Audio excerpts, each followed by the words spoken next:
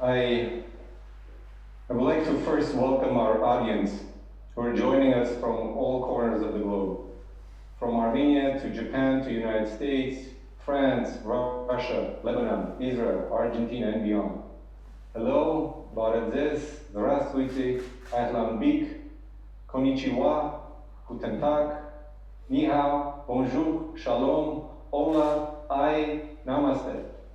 And a huge thank you to you, Mr. President, for taking the time from your extremely difficult schedule and spending this hour with us to discuss COVID-19 challenges in Armenia and the entire planet, and how we are transitioning to a reality where we are forced to live with this nano-sized disruptor of human health, economic activities, interaction between people, and this general known to us harm.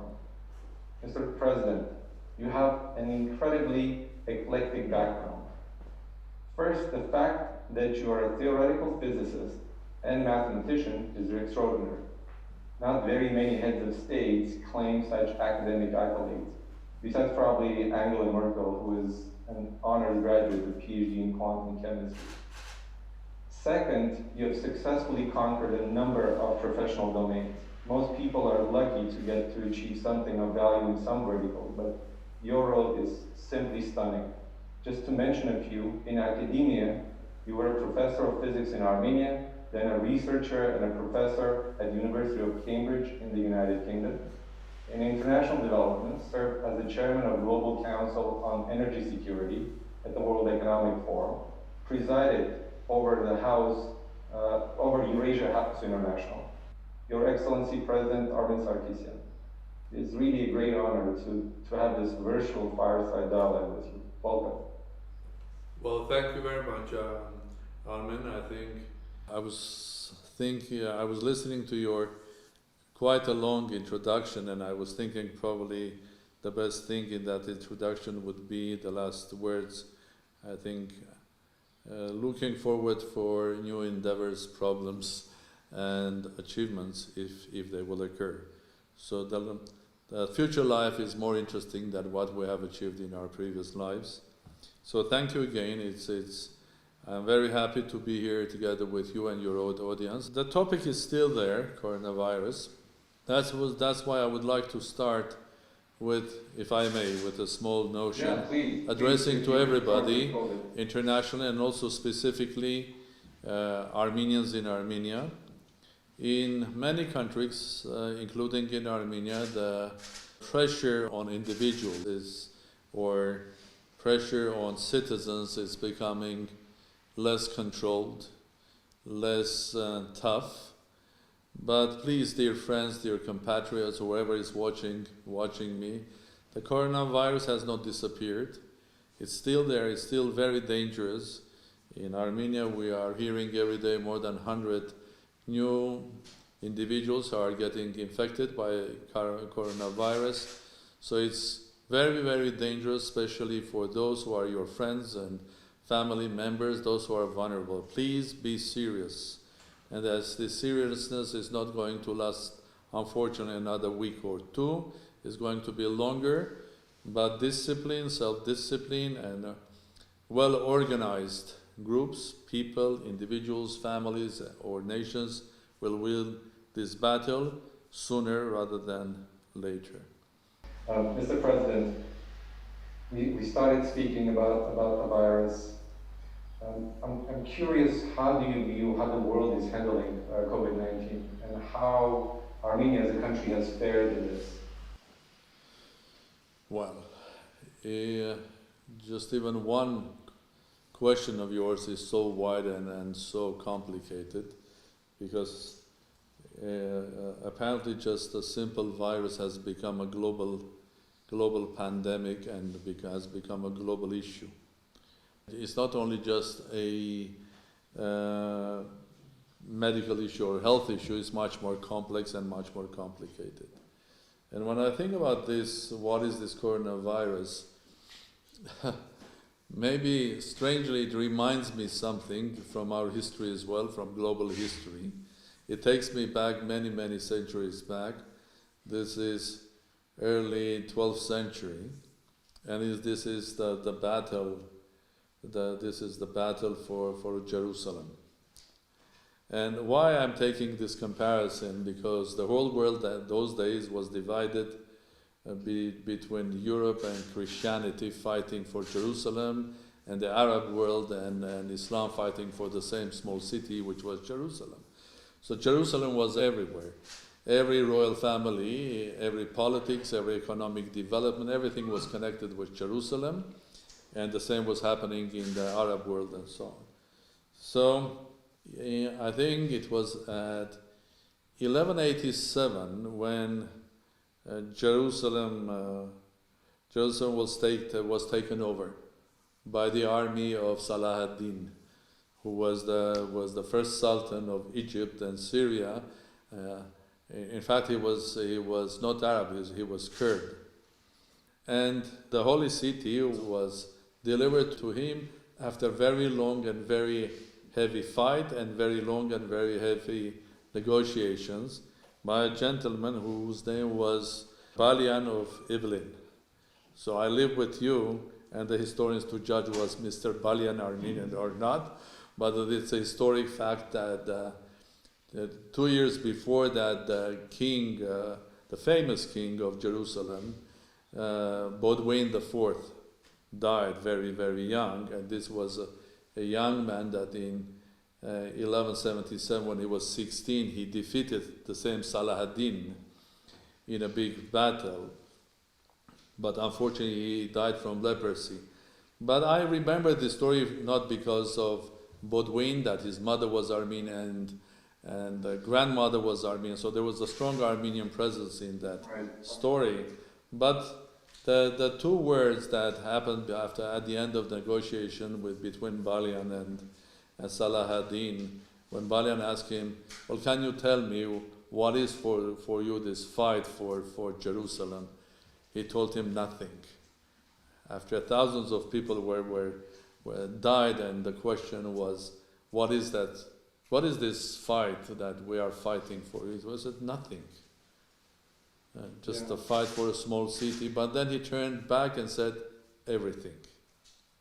So he said nothing and everything. So if I take, what is this coronavirus? Basically, it's nothing. It's another virus that we were, as humans, were facing for 2,000 years or more. Here and then in different forms, bacterial or viral of origin. But this one has become something enormous. There were more people dying from pandemics maybe in Middle Ages or before, but this one has become a global event. And the question is, why? Because this pandemic is very specific. Well, it's a specific pandemic, a specific virus, but it's a virus, so it's nothing. But the world has changed. The world has changed. So that if you take the virus in this new world that has changed, become globalized, interconnected, very fast, very interlinked with specific crowding, specific places, that huge cities or malls, and a huge number of people traveling worldwide, very fast world, crowded world. So it becomes everything. So it's the same story. It's nothing, but it's everything that has changed in a short period of time. The way we see the healthcare, the way we fight for human life, it has huge impact on the economy worldwide. It has huge impact our future plans. It has huge impact on culture. See what's happening with the culture worldwide. I think the theaters are empty. People are going. I wanted to actually piggyback on what you're saying, Yes. and add, you, with your experiences, you're really a truly global person. Do you see the risks for globalization created by the pandemic? Can keeping borders shut for substantially long period of times reverse several globalization trends?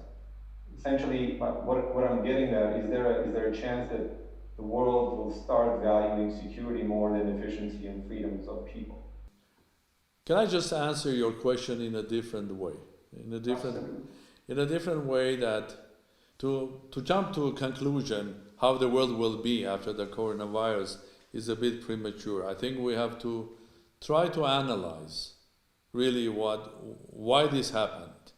That this is where I was trying to engage you in a discussion that pandemic, the coronavirus, is nothing. It's another virus. But today it has become everything.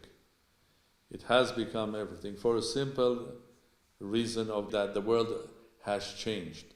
The world was changing with or without coronavirus. Coronavirus is not the reason of the change. Coronavirus is one of the consequences of the changed world. That's very important to understand, that coronavirus in this scale is because we are different. And the world was going to change in any case, with coronavirus or without coronavirus. Coronavirus is a reminder, a cold shower, or a message from God that there is something wrong on this planet.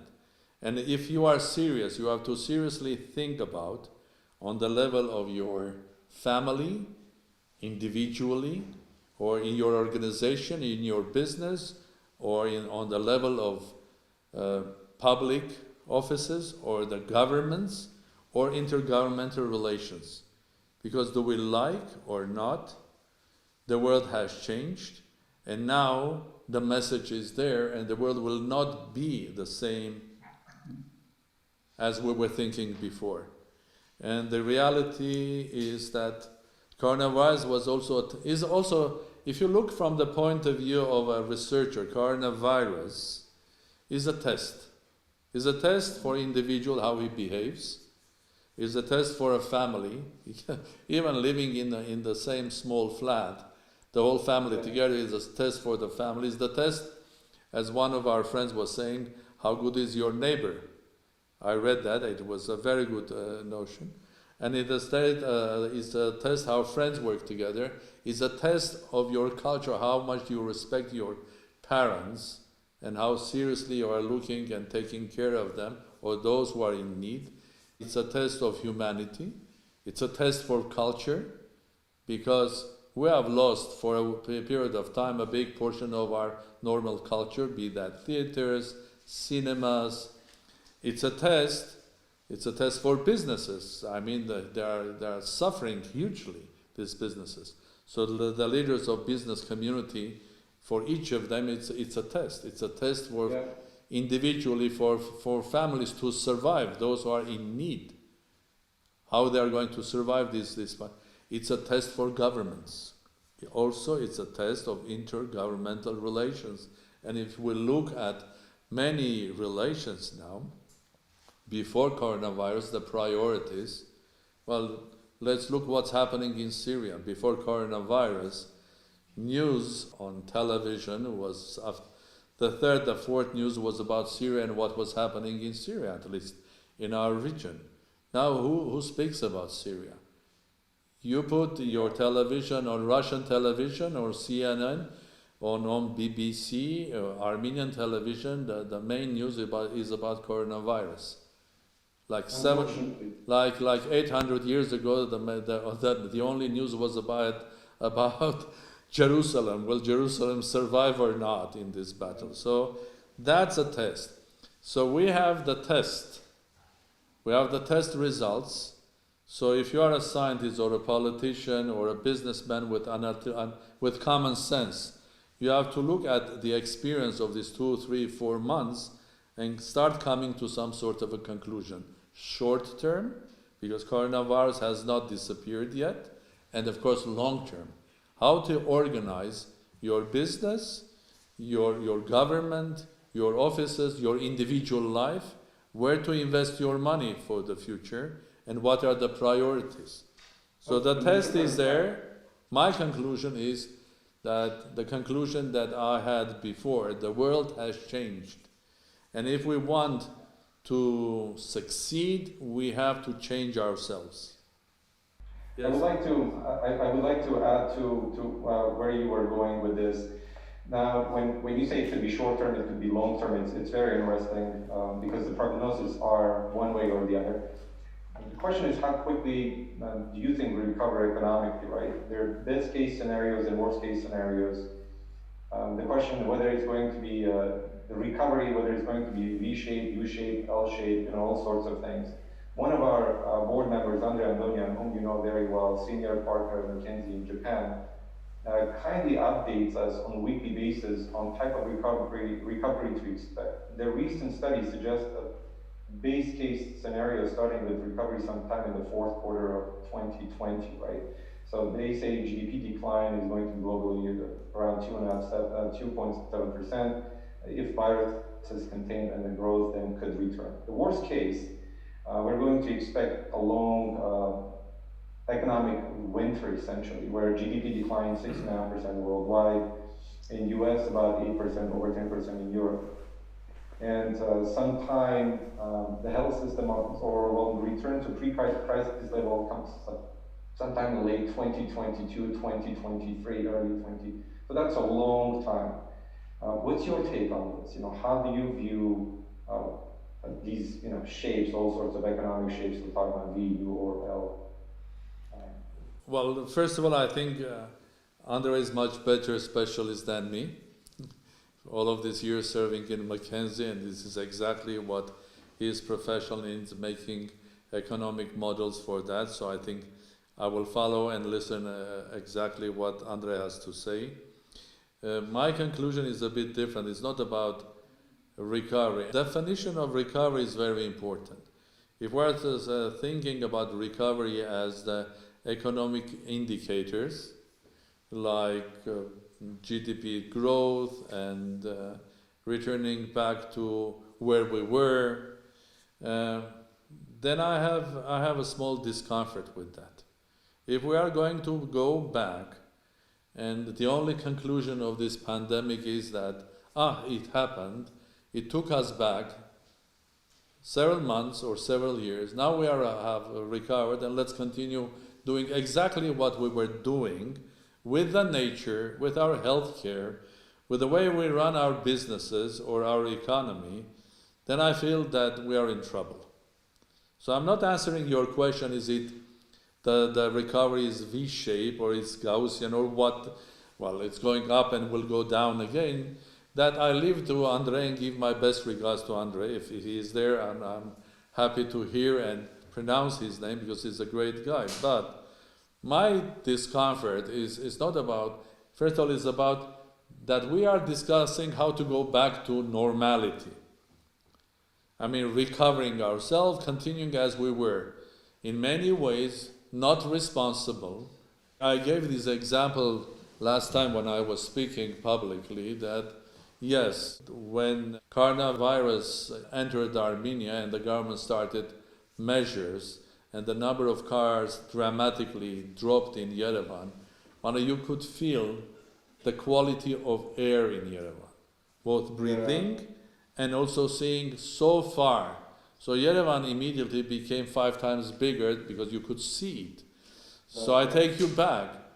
How on earth we were living in a city where we couldn't see so far and we're breathing unhealthy air, probably eating unhealthy food, investing in an unhealthy economy, and while when the coronavirus started, every and each government in the world started planning or injecting huge amount of money into fighting coronavirus and the process of recovery.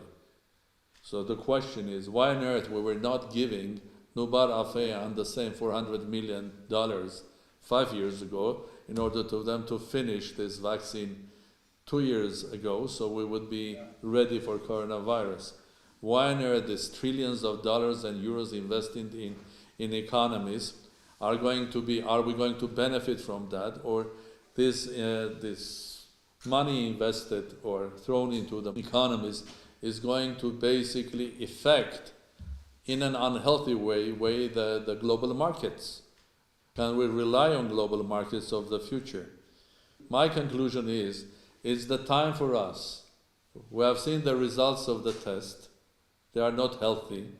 We have seen what's happening in this world. Probably it's the time seriously think where to invest more, because pandemics will come. There will be another virus. It will be named after this or that. And if we will not be ready for that virus in our public organization, the governments will not be ready for that. Academics will not be ready. The businesses are not. Again, it will take us back another 2, 3, 4, 5% of GDP. But it will take thousands of lives or maybe millions of lives. And we will just lose our focus where we are going. So my conclusion of this is not about the shape of recovery. Have we learned the lessons of this pandemic? Well, let me add to that. Actually, recently I want to talk about that subject matter. Whether we go back to old routines or is there going to be a shift? Our hugely insightful one of our co-founders, Roberto, whom also you call a friend, recently gave an interview to the Russian media suggesting that what we know when the year just started is probably gone, and that we need to look for new ways for living and working. Now, you are alluding to that, that things are changing in such ways we need to learn, and we can come back to the situation that we've left. What do you think that new normal is? Will there be, when we're back at 100% capacity, if the 100% capacity matches whatever it is that we understand in today's world? What's the world like for you a year from now? If we were hypothetical, but it's like you're scientists, we both looked at predictions, forecasts in the past world. A year from now, 2 years from now, what are the big things that you think are different when it comes to our life?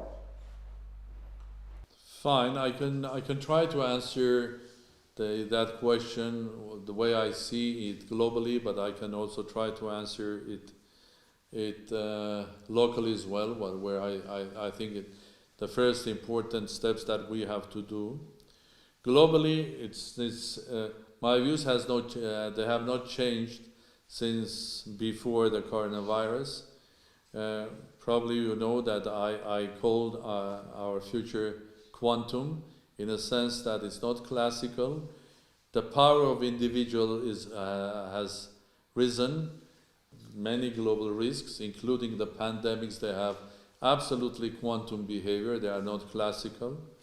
And because of many reasons, first of all, the biggest reason is the connectivity. We are much more, connectivity is everything. We have to realize that connectivity is the fundamental idea or value both in nature and our human life. Connectivity, this universe it's not structured from only individual elementary particles. Right. There are elementary particles, they come together, they create an atom.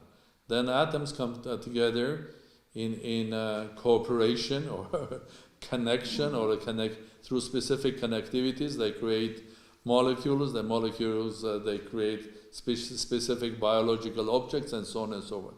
The same is happening with us. We are interconnected, and connectivity is one of the most important issues in this new world. And now we are connected, and our lives is divided between sort of already 50% material connectivity. The other 50% is virtual. In fact, coronavirus, that virus is also a dimension of our connectivity. We hug each other, we kiss each other, we shake hands together, we talk to each other, we exchange ideas, views, emotions, but we also exchange bacteria and viruses. So connectivity matters. And in this world, the size, the amount, and the velocity or the acceleration of or interconnection or connectivity has risen so much that this is a completely new world. Well, I can take you to a voyage worldwide, how the world would look like in 5 or 10 years, or 20 years' time. It will be absolutely simple. We'll start not being afraid of artificial intelligence. We'll start using it. And with the help of artificial intelligence, we'll be identifying viruses much quicker and finding solutions much quicker. Our medical instruments will be much more efficient. Even the ones that we have, the same MRI will be much more effective because the artificial intelligence mathematics will help us to basically not only scan in an hour the full human body, but also analyze in a couple of minutes and find very, very micro problems, be that a cancer or any other disease. It will change completely our industries, because the most effective industries will not be the ones that will be based on cheap workforce. I mean, we will not be speaking about huge factories that will be producing machinery or cars, because machines and cars will be produced by robots. What will have the value is the design, idea, the intelligence put in the product, and so on. So our life will completely change. It will change also not only industrially, but it will change also the way we exercise basic values, the way we exercise human relations, the way we exercise exchange of information. The media is already different than it was years ago, and it will change dramatically in the next 5 or 10 years. The way we exercise politics will be different. There'll be more entertainment, I mean, using new technology and so on, and it will be targeting individually. Because I have already told this to students here. So what is, at the end of the day, to know exactly everything about 10 billion people?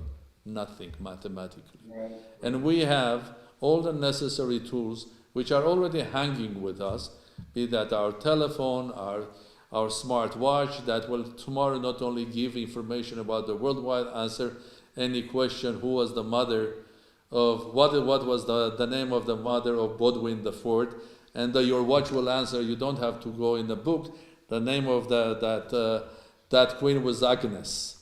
So there will be everything here, and that everything will also measure your how many steps you are doing, are you healthy, is your heart beating well, what's your temperature, and that all will be gathered worldwide in specific tanks of information. And those who will have access to that information will help the world, or sometimes they will not help the world. So the world will be dramatically different.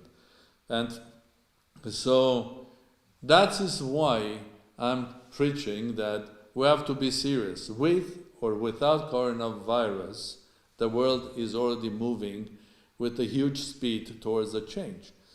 So short term, you asked the question. I said short term, within a year. Short term, I will not try to predict what will happen to the world. I would like more to think that what is that we in Armenia have, for example, or in a country like Armenia, have to start thinking of what to do. And this is just a friendly advice or an idea that could be discussed by many, including the government or the opposition or any analytical group or think tank. They are simple ideas, but they are necessities. A country like Armenia, before, especially after the coronavirus, for example, will need a task force that will look at promoting investment into Armenia. After the coronavirus, people will start moving after the standstill. So they will start looking around to find something new or interesting. Because the old ideas sort of will be washed by the coronavirus. And for a small country like Armenia, it's very important that we communicate with the world and tell who we are and why they should invest in a country like Armenia. And that's why I call it Quick Investment Task Force. And that investment task force should be doing a job twofold. So it's an institution that will, classical investment promotion agency. For the moment, we don't have one. We are relying on our embassies or our compatriots, our diaspora, but we need professional organization that will go around the world after the coronavirus, after the flood, and start promoting Armenia. But it should do the other job as well. It should take Armenian startups, those companies that are producing goods in Armenia, help them to export their goods abroad. Because in many ways it's a new start. Right. So someone or an organization or a country that is working hard and spending a lot of energy on promotion of their... In what industries though, Mr. President? So let's say there is this investment entity that you're speaking about, it's organized. I'm thinking, given what's happening in the world, I'm thinking, things like biomedicine, biotechnology are going to be top areas for us to look, agriculture, agtech, edtech. What are you thinking? I'll agree and I'll go further what you were saying. I think another important step that what we have to do, we have to work hard today, but specifically after coronavirus, we have to work very hard on strengthening the e-governance, both inside the government, in the public and individual companies. For a simple reason, and this is not only for Armenia, this is worldwide. Because those countries that have been successfully pushing and applying and introducing e-governance seriously, they have benefited. They were much more resilient during the coronavirus. As an example, Singapore. Singapore, I think before coronavirus, if I'm not mistaken, around 20,000 people were working sort of from home. And this is 1/7 of their government task force. So that means when coronavirus comes, people are already ready for the future risks, like a coronavirus or something else. So it's not strange for them to do their job from home, not in the office that they come every day. So e-governance is very, very important for the future. So for a country like Armenia, I would think that we have to put an effort, because governance is not only about just creating the environment, the tools and everything, but it's also promoting IT technology in your country. Because you cannot have e-governance, which is not only the IT technology, it's a culture, and it's also managerial skills in order to succeed what you want. So by promoting e-governance, you are promoting also IT technology, and the best or crème de la crème of the IT technology is the artificial intelligence.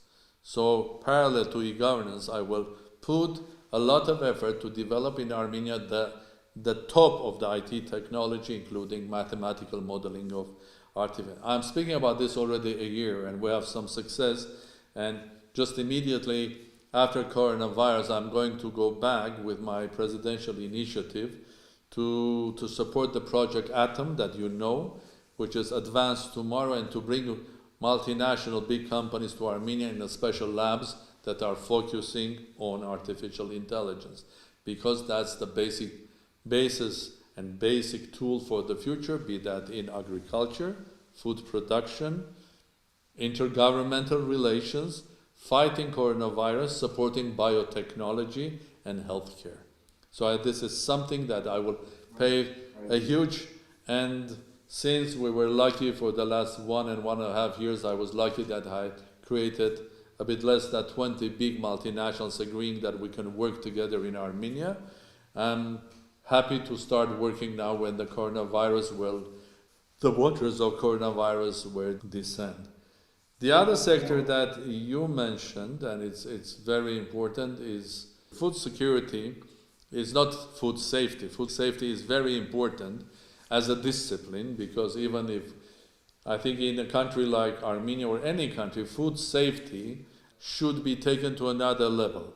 Because whenever you taste the food, be that at home or in a restaurant or a cafe, you have to be sure that whatever you are getting is safe, bacterially, from the point of view of viruses. And this goes hand to hand with the new world, because coronavirus has told us that the new interesting sectors of food distribution are the ones that are using the IT and technology, and tomorrow it will use just carrying the food to the home.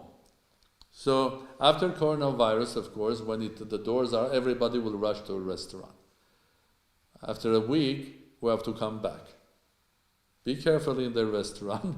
So I think it's very important that we come back and start thinking that in the future, you can eat and get the food supplied to you as also your dresses or whatever outfit and many features without going to the most attractive but also dangerous places, which are not the medieval markets, but our 21st century market, which is the shopping mall. So the whole concept of shopping mall will start changing and will change. If we don't change, we will go back to we'll go forward to our history. We will not go back to the future, but we'll go forward to the history. Then I think we will be in a danger, because that shopping malls without new regulation, new behavior, new culture will be always a dangerous place. That's a lesson that we have learned. But food security is something very, very important for a country like Armenia, because we are not producing the whole spectrum of food, and solving a food security is not the classical old 20th century solution when you create big warehouses and keep their potatoes or packed food or something. No. The food security is diversifying your agriculture. And in Armenia, unfortunately, I can tell you that we have a lot of land which is not properly used yet. It's not only in Armenia, it's in many countries, but in Armenia. Yeah. Half of the population of our country, more or less, around half, lives in the city of Yerevan. Well, we can see it. And what is that? We have to change our mindset. Isn't it better that we live outside Yerevan? Isn't it better that we go closer to the land? So food security, agriculture is another. And then you said about biotechnology, well, science. Well, I actually, Mr. President, I wanted to segue into science, because, given your background, but also we have, looking at some of the questions that are coming from our audience, and science is all over the place. It seems like the importance of science is growing up. But you said science, and then you were going to biotechnology. They're extremely important yet extremely expensive fields. For most people, and not until this pandemic, conversations about these fields were at the fringe of any interaction, as you would agree, right? But now it's at the center stage. And you mentioned our, Nubar Afeyan, who's also one of the founders of FAST, but also the chairman of Moderna, one of the leading biotechnology companies that is developing experimental vaccines against the coronavirus. Now, its technology is pretty nifty, right? It synthesizes messenger RNA or mRNA to essentially prompt the human body to make its own medicine. Now, 3 months ago, if any of us was to have a conversation about this would have been considered a fantasy. The discussion only people in white robes in sealed labs should be speaking about. But now we're eagerly waiting to hear more news about solutions of this nature. And well, fortunately for us, for you and I, but I think for the entire Armenian nation, we happen to have one of our own on the frontiers of the scientific discovery. And you mentioned that the American government has given nearly $500 million to Moderna. This eagerness of governments to work with the private sector, as was the case with the US government and Moderna, displays, at least in the near terms, a new, renewed appreciation for science. Do you feel that science is really picking up steam again? Well, I'm not feeling that the science is picking up yet today, when the science is silent. It's more science is silent rather than in many places, because I have even the research centers of the Academy of Sciences of universities in Armenia, they are not working. But definitely science is not going to be only the places where we'll find solutions, but it's also the places that will create huge number of jobs. 483 million that Mr. Afeyan has got is not going to use for his personal use. He's going to create a lot of jobs there in order not only for research but also the production. And we mentioned another professor, Mr. Babikian, Probably you don't know that his organization is that is one of the biggest in the Far East animal food production companies, that he is running the research part. They have a lab in Yerevan. And they are producing, they have a lab in Yerevan, and they have several researchers working there, and in fact they are producing in Yerevan that subsidy that could be used as a substitute of fighting coronavirus for animals. So that gives you an example. Yes, indeed, science is going to be one of the most exciting and one of the most interesting areas to invest and to work with. First of all, science is going to be connected very, very closely. It's going to work very closely with technology. I think the boundaries between technology and science are not going to be identified clearly in the future. Secondly, science is the one that will take everybody by hand to the future, show the path where to go. Thirdly, we are lucky that we have basis of that science, and I think immediately after coronavirus, maybe before that, for the future, we have to use the advantages that we have. So what are the advantages? You take the Academy of Sciences of Armenia. People criticize that it's an old-style institution, or there are new labs and so on, which is maybe in many ways true as well. But what is important is the connectivity. Again, I take you to the word connectivity. Less than 70 years, because our Armenian Academy of Sciences was founded early 50s. Armenian Academy of Sciences, early 40s and then in 50s, had created, for example, connections with other scientific centers. But it's not only academia, it's the universities, it's individuals. For the moment, we look in what's happening in Russia. Armenians, like professors that we mentioned today, they are sitting in many research centers in Russia. And we have the connectivity. We should utilize whatever we have. For years we had very close relations, for example, with Rosatom, because we're part of the Soviet Union. And Armenian nuclear power plant is a Soviet product that is serving so many years. So why on earth we don't go into much more closer cooperation and research into the science of nuclear with the people that we know for many years? Simple. Why do you think? Because we were still living physically and virtually in the 21st century, but thinking with the categories of the 20th. Slow and so on. This was a boost to us to tomorrow pick up a telephone and send some of our scientists to the centers worldwide, including the ones that we were a part of before, like to Russia, to Dubna. There are so many Armenian professors, academics working in Dubna, and it doesn't matter are they Armenians or not. The relations, connectivity, right, the language, the culture is still there. Why don't we do something with Nubar Afeyan, with Professor Babikian, with Professor Kamalov and Professor Lord Darzi, who is running a huge research center in UK, Imperial College. Of course, each of them as an Armenian, they are doing their duty.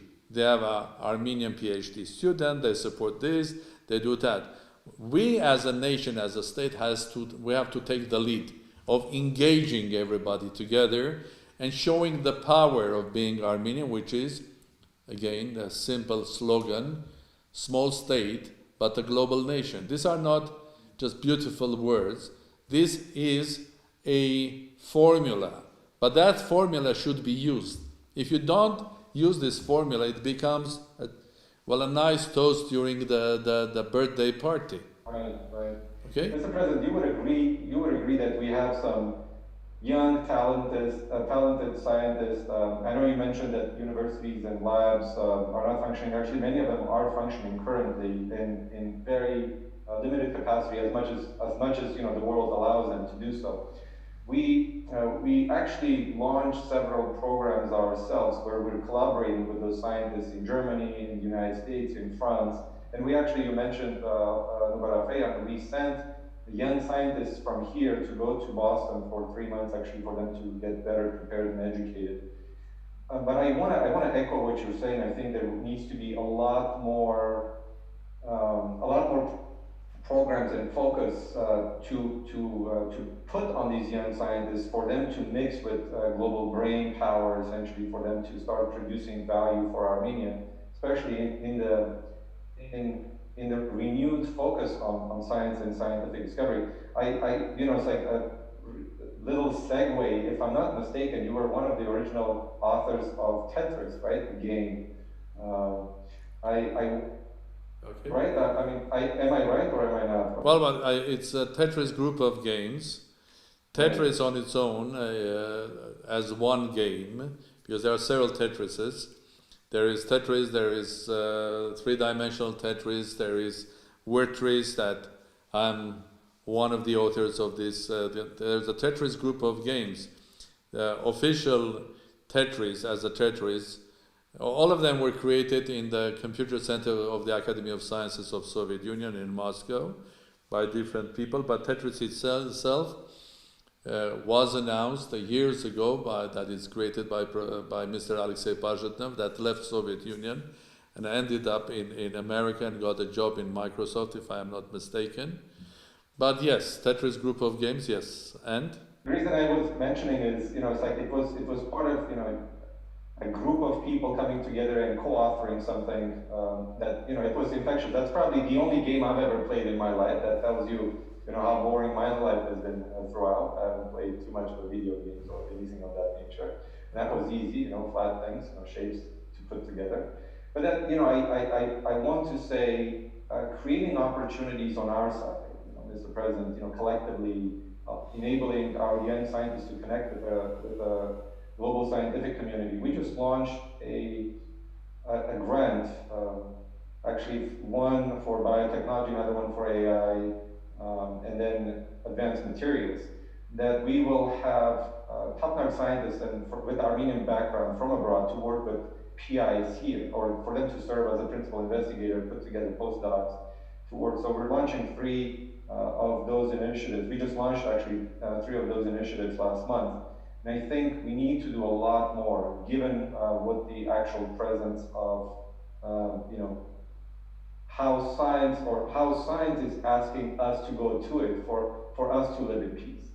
Because what's happening with coronavirus is, we ourselves as human, it shows the simplicity of a human being. You're speaking of connectivity of people, and it's very right. It's actually capitalizing on a weakness of a human, that we need to interact with one another. If we were not social, the coronavirus would not have any chance of survival. It's the fact that we're social, that we're connected, that we're doing this, to your point, that we're actually in this situation, in this condition. It's very bizarre. And that very nature, there is a question from audience, it's kind of an interesting one. Will this crisis bring to isolation of countries? Because, it's like, the weakness of humanity is our social interaction, is our connection. Now, will Europeans start building borders? Americans are already building borders, Being an American myself, knowing what the President of the United States is talking about all the time, about building borders between Mexico and the United States. So there may be a kind of all new, renewed thing. Let us isolate each other. Let us insulate. A small country like Armenia, we cannot afford it. Well, that's why I think I will reflect on what you were saying. That I think you raised a couple of questions. Let me try to answer each of them. Now, you spoke about Tetris and Wordtris and Tetris group of games. The beauty of both Tetris, but especially Wordtris and Tetris group of them, they were educational games.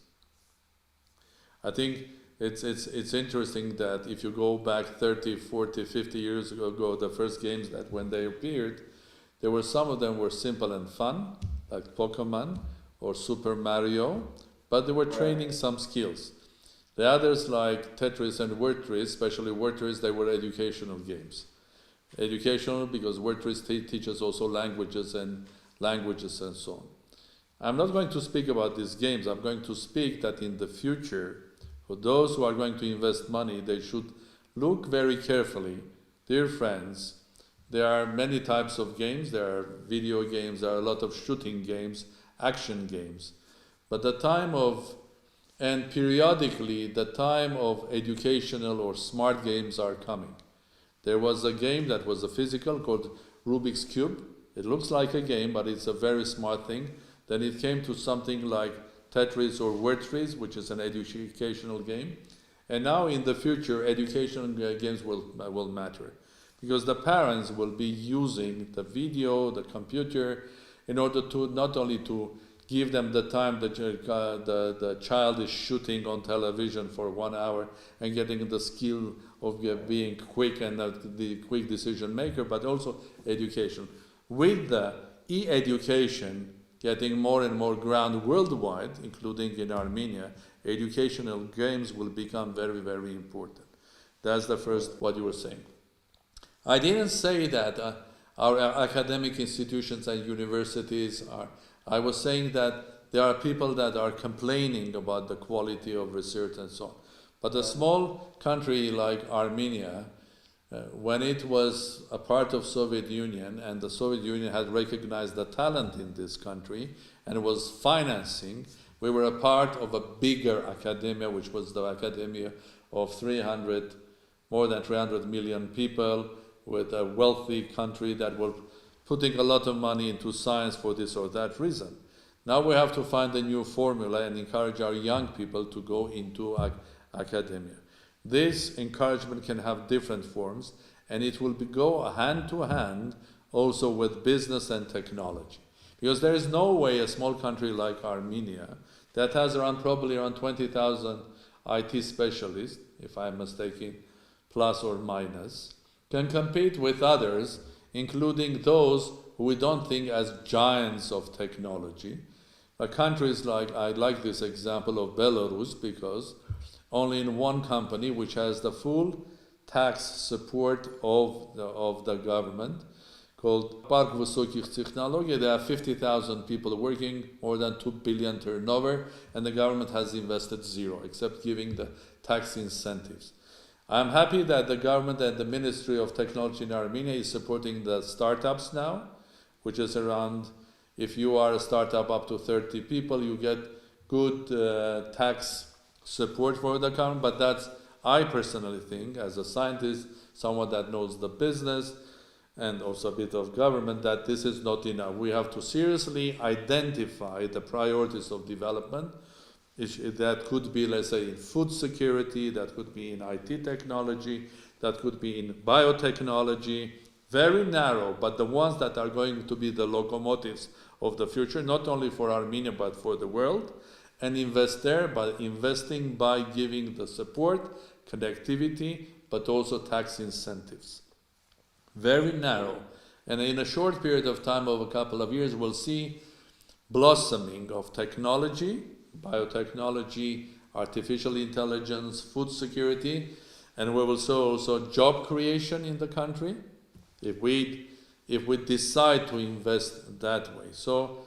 And then we'll see also scientific connections with other centers, and our universities, both academics and they will be much more engaged in what's happening. And the third point that you raised is about helping others. We've been helping each other since many, many years. Unfortunately, 100 years ago, we were helping each other because of the genocide of Armenians. And we're helping those who were in need, those who lost their parents or their relatives, or lost their families, their homeland, so they were in need. So we know how to do helping each other through charities that are very famous worldwide.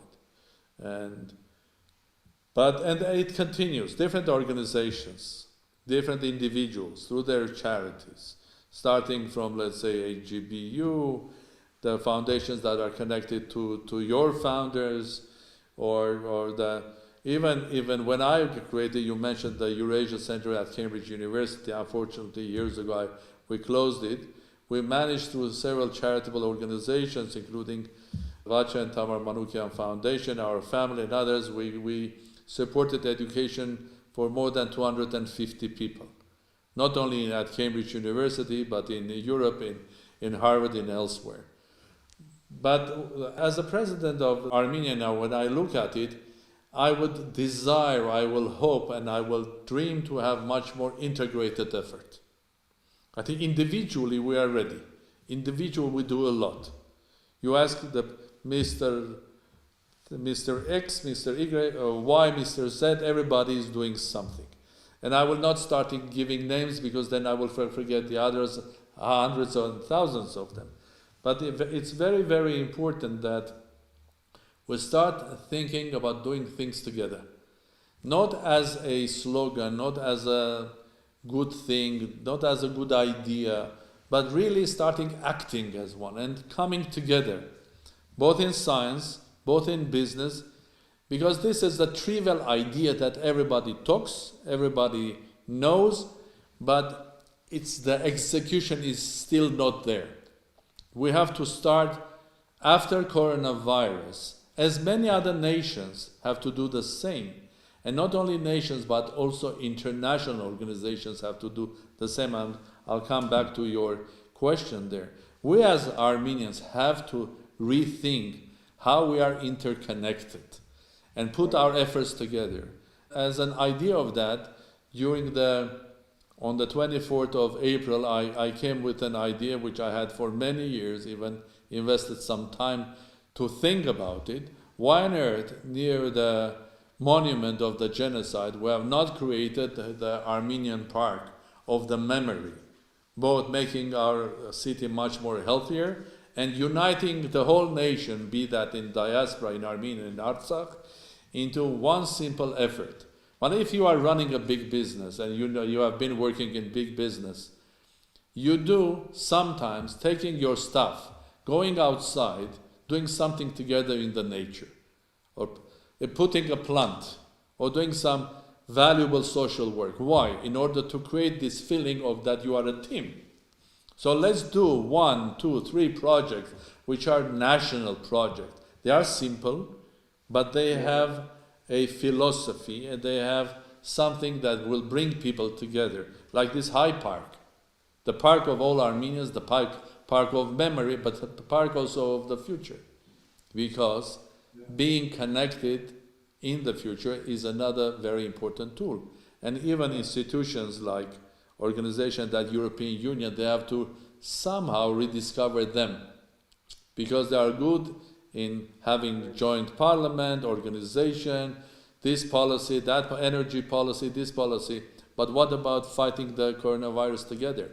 We have seen scenes when the borders between some European Union member countries were closed. And it's also connectivity for us as a state, to be connected as a state, not only as nation, connected to each other, but connectivity for a country like Armenia, not only with our strategic partners, the big states or big unions, but also I think we should be connected with others.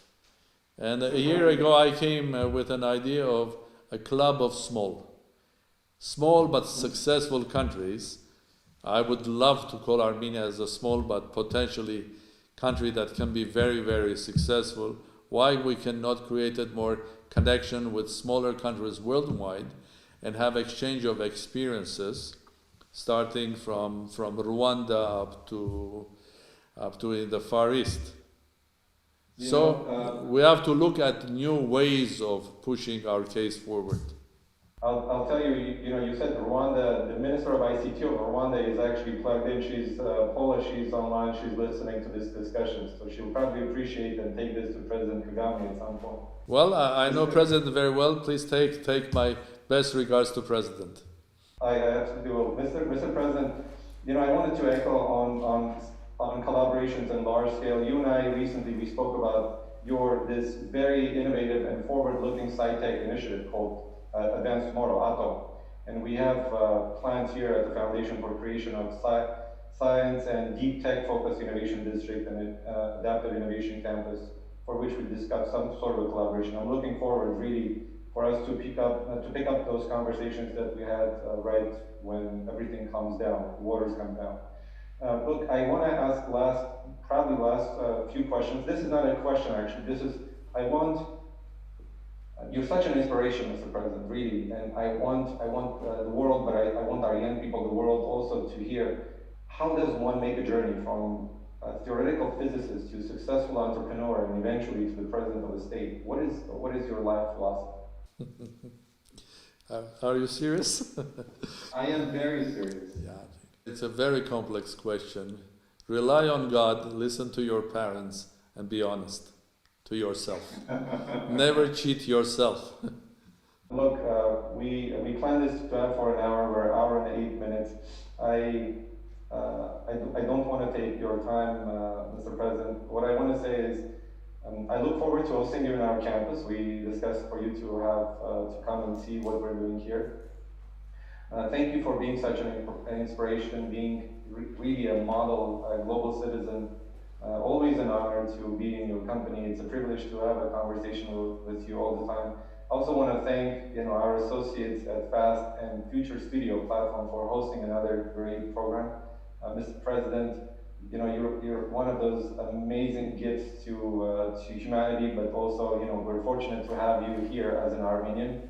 I'm also very fortunate to share your first name, and the country is very fortunate to share. I don't know whether we're sharing their first name, the country's first name, or the country's sharing our first name. It's really a privilege to be speaking with you, to be in your presence. I look forward to continuing this conversation. And to our audience from all over the world, thank you so much for plugging in and spending this hour, 10 minutes with us to hear our wonderful president speak about what's going on in the world, transformations, in economics, in humanity, in people, Armenia, the nation. Mr. President, your last word. Well, my last word is thank you very much. You were very kind, too kind, speaking about me. And as I said at the beginning, the most important thing in our lives are going to happen in the future. So let's work together. And I'm not going to wait until this pandemic is going to be ending, or the whole process, because there are difficulties in our lives that we carry on. So pandemic is a huge difficulty. It's a tragic difficulty because people are losing their lives. Again, let's be very serious the way we handle this pandemic, but let's work very hard daily, starting from today or yesterday, because I believe in the future, and I believe people both in age or young, especially those who are young not only by spirit, but also by their age, the future is theirs, and the future can be wonderful if we handle it right, and if we learn the lessons of life, the lessons that are given to us also by nature and God. Thank you very much. Thank you so much. Thank you, Mr. President. I look forward to hosting you here sometime this month or next. And dear audience, thank you very much. We wish you all the best. Stay safe, stay healthy, smile, become an entrepreneur, innovator, whatever it is in your life you want to do, scientist, and connect with us, follow us, see what we're doing in life. Thank you so much. Bye-bye. Thank you very much.